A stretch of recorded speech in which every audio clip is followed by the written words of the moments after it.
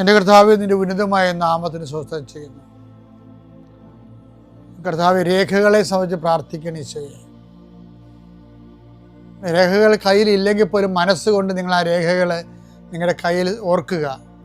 ചിലപ്പോൾ mark list ആകും, ചിലപ്പോൾ സർട്ടിഫിക്കറ്റ് ആകും, ചിലപ്പോൾ ഹോൾ ടിക്കറ്റ് ആകും, ചിലപ്പോൾ പ്രമാണമാകും, ചിലപ്പോൾ നക്കലാകും, ചിലപ്പോൾ പറമ്പ് തരം മാറ്റാനുള്ള അപേക്ഷയാകും, ചിലപ്പോൾ നിങ്ങൾക്ക് വീടിന് നമ്പർ കിട്ടാൻ വേണ്ടിയുള്ള പ്രയാസത്തിൻ്റെ അതിനുള്ള അപേക്ഷ. എല്ലാം മനസ്സുകൊണ്ട് ഓർക്കുക. ആ രേഖകൾ ലഭിക്കാൻ ആവശ്യമായ രേഖകൾ, വിസയുടെ രേഖകളാകാം, അല്ലെങ്കിൽ ഇൻ്റർവ്യൂവിൻ്റെ രേഖകളാകാം, അല്ലെങ്കിൽ വിസ ഇൻ്റർവ്യൂ ആകാം.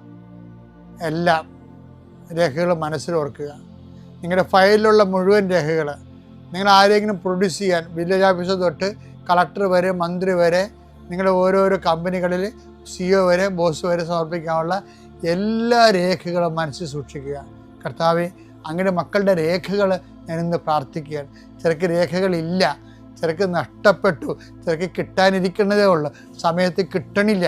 അങ്ങനെയുള്ള എല്ലാ രേഖകളും, ചിലക്ക് രേഖ കൊടുക്കണില്ല, മനഃപൂർവ്വം കൊടുക്കണില്ല, കൈക്കൂലി ഇല്ലാത്തവന് കൊടുക്കണില്ല, അല്ലെങ്കിൽ അവരുടെ ആയിട്ടുള്ള വൈകല്യങ്ങളുള്ളതുകൊണ്ട് കൊടുക്കണില്ല, അല്ലെങ്കിൽ വേറെ താല്പര്യമുള്ളതുകൊണ്ട് കൊടുക്കണില്ല.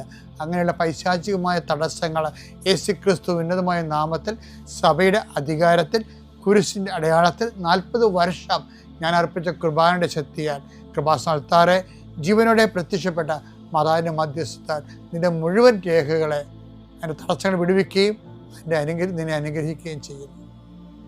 പിതാവും പുത്രനും പരിശുദ്ധാത്മാവും നീക്കാമേ.